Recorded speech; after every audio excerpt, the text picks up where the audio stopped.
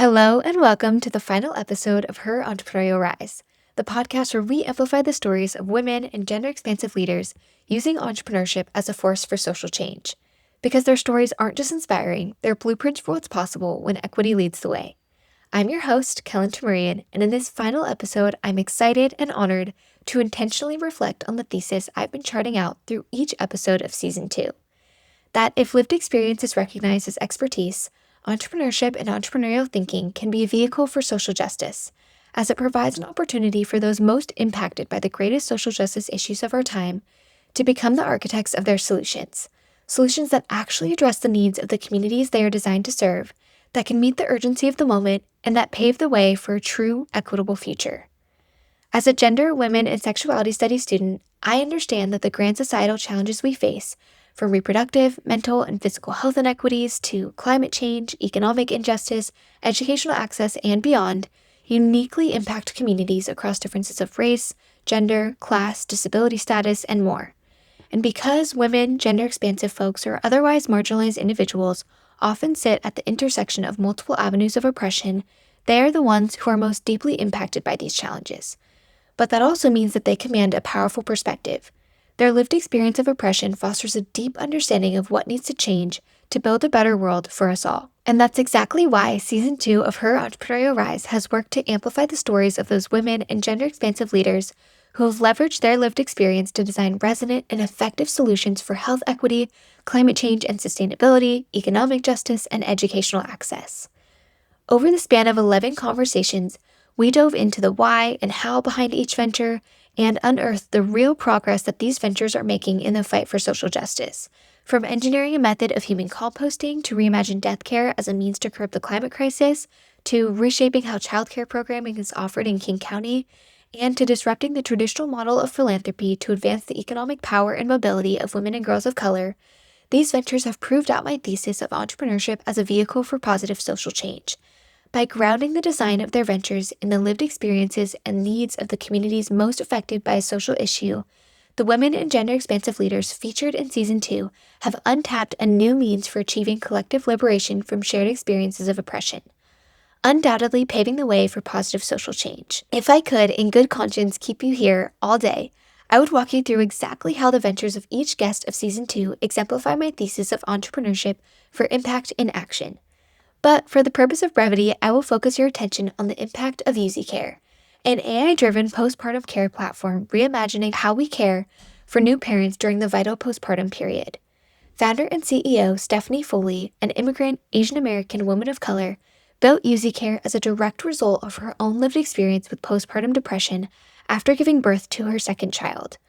While she felt cared for by her doctor and the healthcare system during her pregnancy, she felt as though that support entirely disappeared after she left the delivery room.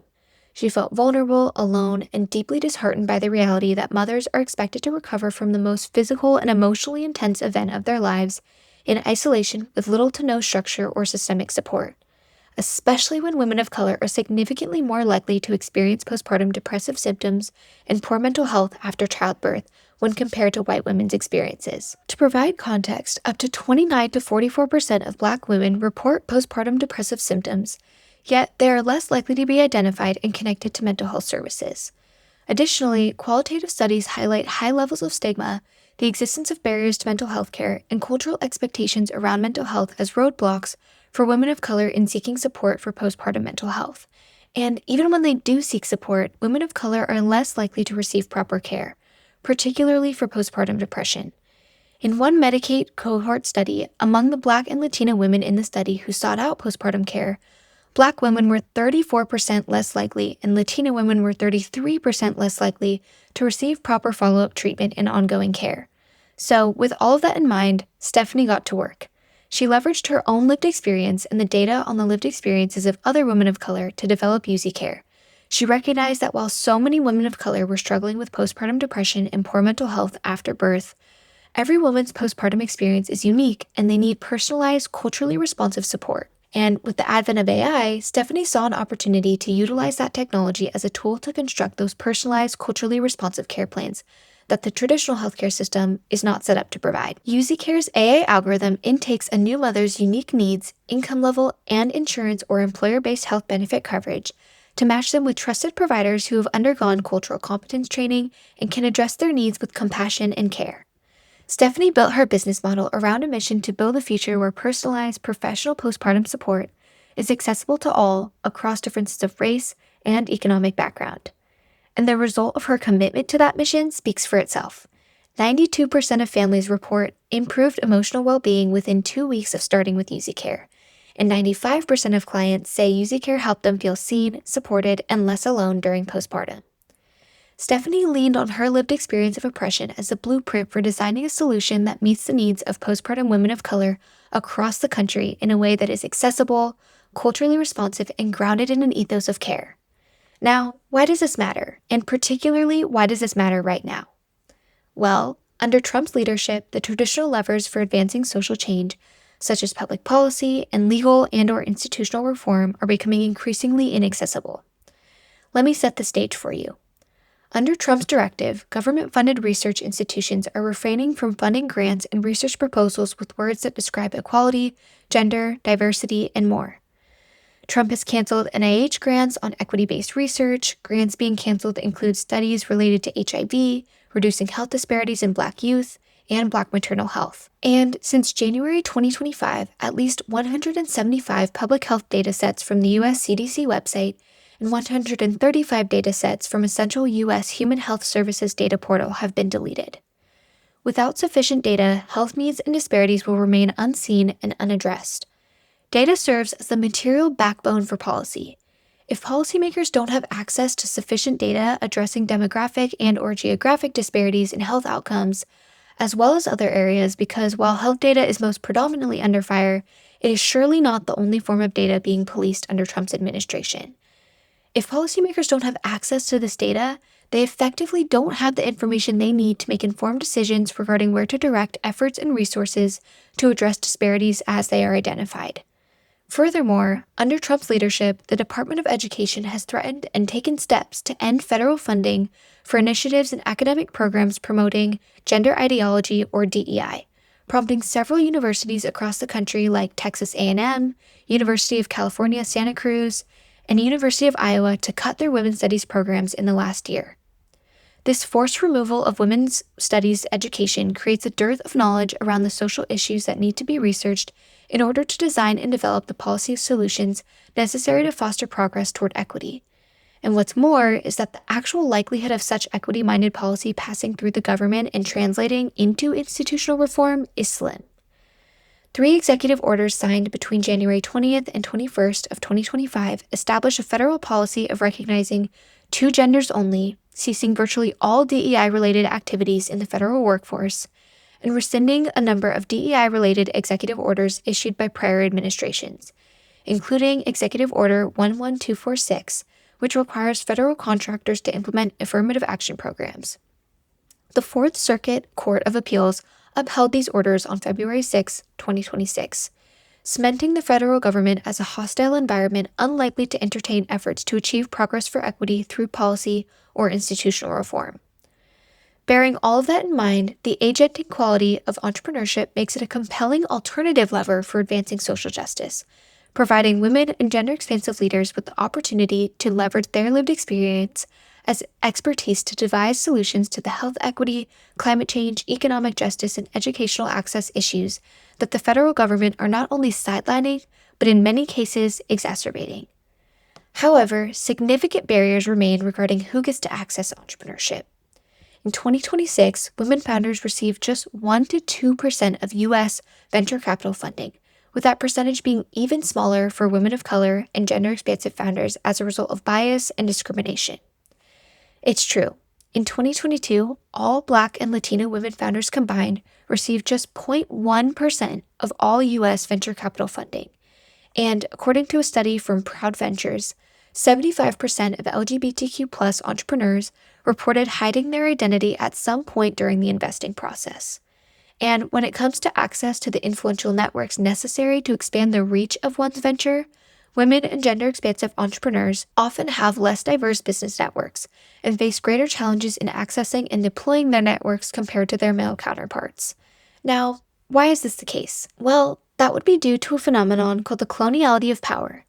The coloniality of power is a rhetorical mechanism authored by Peruvian sociologist and theorist Aníbal Quijano to articulate that while political colonialism has ended, the attitudes which allowed it to flourish and the hierarchical systems of knowledge birthed from it are still in effect today. Quijano argues that colonialism endured because of methods of racial stratification and dehumanization that were employed as a means to justify domination. Quijano notes that during the explicit colonial era, race played a crucial role in differentiating between the colonizer and the colonized. European colonizers identified indigenous peoples as other, to construct a narrative that indigenous were so uncivilized that their ways of being and knowing were so invalid that they needed to be fixed, or rather, saved from themselves. This narrative supported European colonial domination of indigenous bodies, as if their ways of being and knowing were understood as invalid, forceful repression and transformation of those ways of knowing to those articulated by the colonizer could be justified. The ways of knowing articulated by the colonizer reflected liberal ideology, viewing individual rights and capitalism as the pathway to global development and understanding alternative knowledge paradigms as threatening to that end.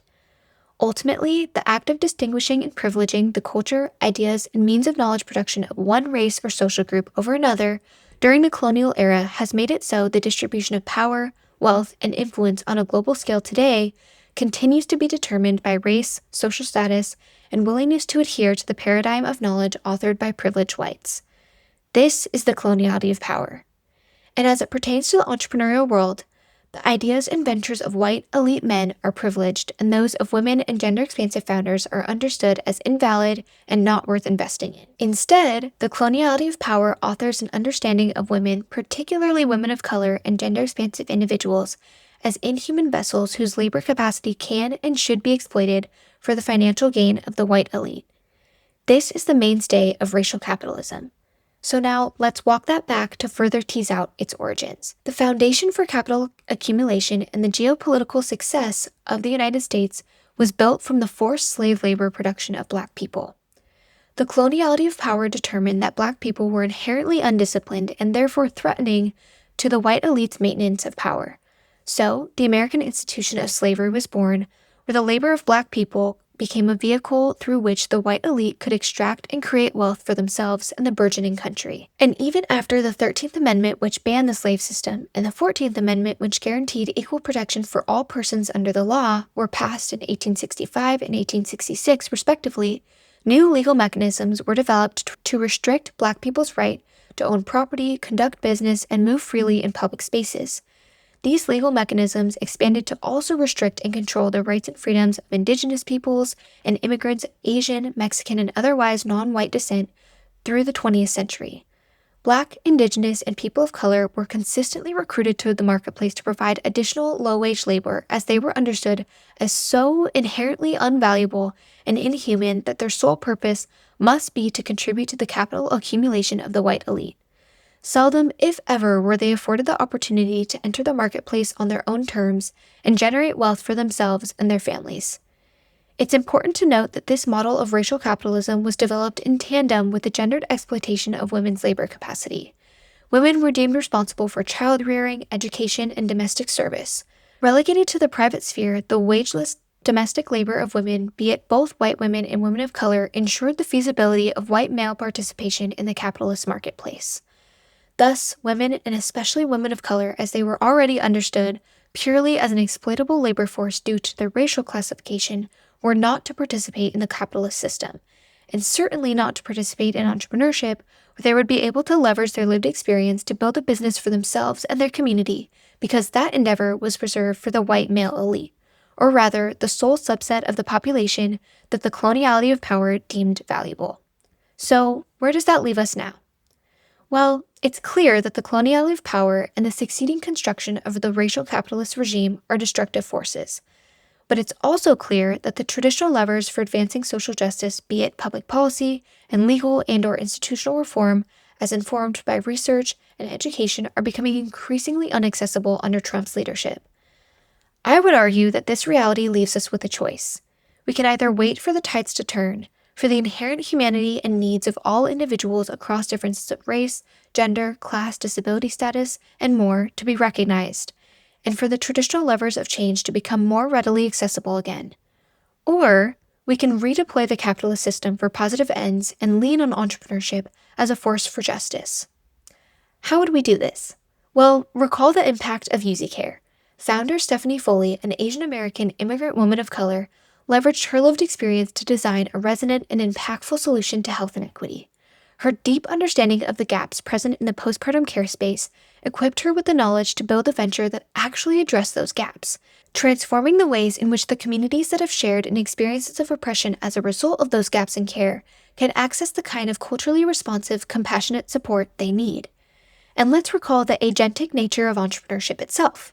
Founders have the freedom to intentionally design the internal structure of their venture so as not to marginalize or disproportionately advantage any one person or group of employees over another.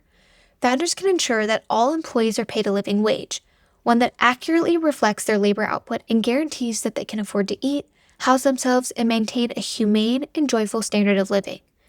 Founders can ensure that they offer safe and equitable working conditions that recognize and protect the inherent humanity of all employees, and founders can redistribute portions of the profits they generate through their venture to the communities they serve and/or to the nonprofit or philanthropic endeavors dedicated to the particular social justice issue their venture is designed to solve, building an economic ecosystem of reciprocity, collaboration, and justice. So I believe that perhaps it's possible that while leveraging their lived experiences to build ventures designed to overcome social justice issues, such as reproductive, mental, and physical health inequities, climate change, economic injustice, educational access, and more, authored by the coloniality of power's understanding of the needs of anyone other than white elite men as invalid, women and gender-expansive leaders can intervene into and upset the oppression of racial capitalism by strategically arranging the internal structure of their business to value and respect the dignity of all those who contribute to the business's ability to foster positive social impact.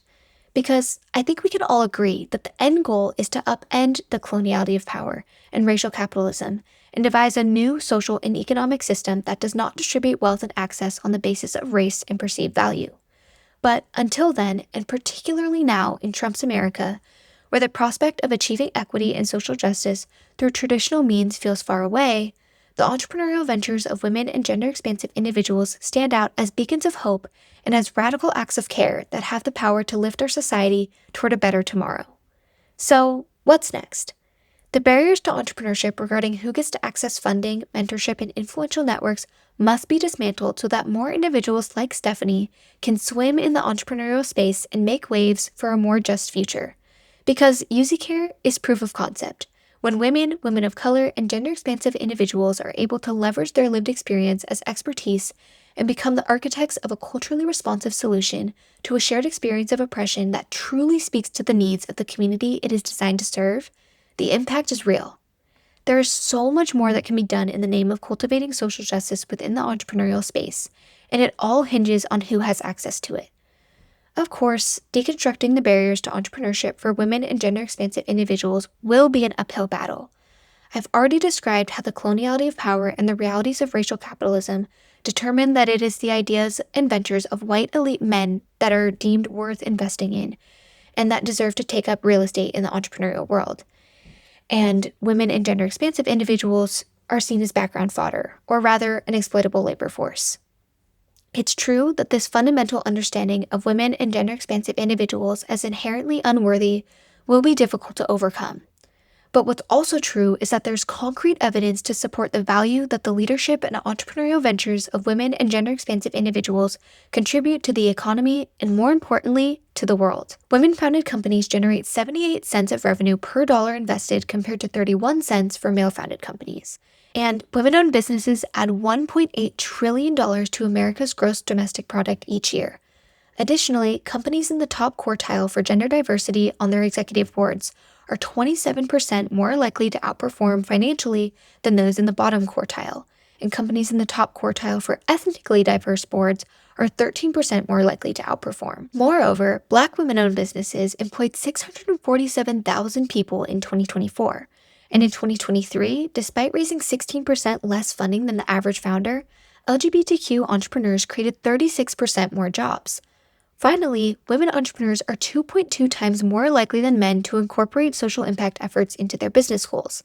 and LGBTQ plus founders are 25% more likely than the average founder to declare that it's important to them that their company makes a positive impact on the community it's designed to serve. So, if those that are in control of the flow of the money and resources necessary to engage with entrepreneurship are concerned about whether their investment will generate meaningful returns, they can rest easy knowing that the ventures created by women and gender-expansive individuals benefit the global economy.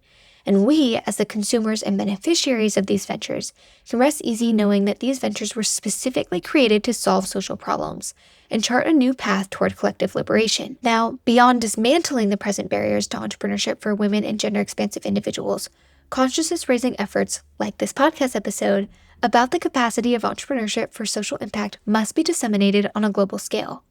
The grand societal challenges we face, from reproductive, mental, and physical health inequities, climate degradation, economic inequality, educational access, and beyond, are waiting to be solved. Women and gender-expansive individuals' lived experiences and understanding of intersectional oppression provide them with the wisdom to imagine resonant, culturally responsive, and meaningful solutions to these challenges. And entrepreneurship is the medium through which to enliven that imagination. It's up to us to make that truth heard. Because I believe that if public consciousness is raised to the function of entrepreneurship as an engine for social justice, the equitable future we desire is within reach. Thank you for joining me for this episode of the Her Entrepreneurial Rise podcast. The Her Entrepreneurial Rise podcast was founded, hosted, and produced by me, Kelen, president of the We Lead Student Board, with support from the Burke Center for Entrepreneurship in the Foster School of Business at the University of Washington. I'm so grateful to have you along for these conversations, amplifying the stories of impact-minded women and gender-expansive innovators whose ventures and life's work shine a bright light on the radical possibility of entrepreneurship as an engine for positive social impact. If you'd like to learn more about the entrepreneur or leader featured in this episode, their journey, business, and mission, be sure to check out their website and social media platforms, all linked in the show notes. There you'll also find a list of the statistics, articles, and resources mentioned in this conversation for your further research and exploration. To stay connected with the Her Entrepreneurial Rise podcast and the Women's Entrepreneurial Leadership Program at the Burke Center for Entrepreneurship at the University of Washington, follow us on social media and visit our website, both linked below. And if you enjoyed today's episode, please rate, review, and share the podcast with a friend, classmate, or fellow believer in the power of entrepreneurship to spark positive change. Your support truly means the world and is the best way to help grow the show. I'm so happy you're here and part of the Her Entrepreneurial Rise community. Thanks again for listening, and I'll see you next time.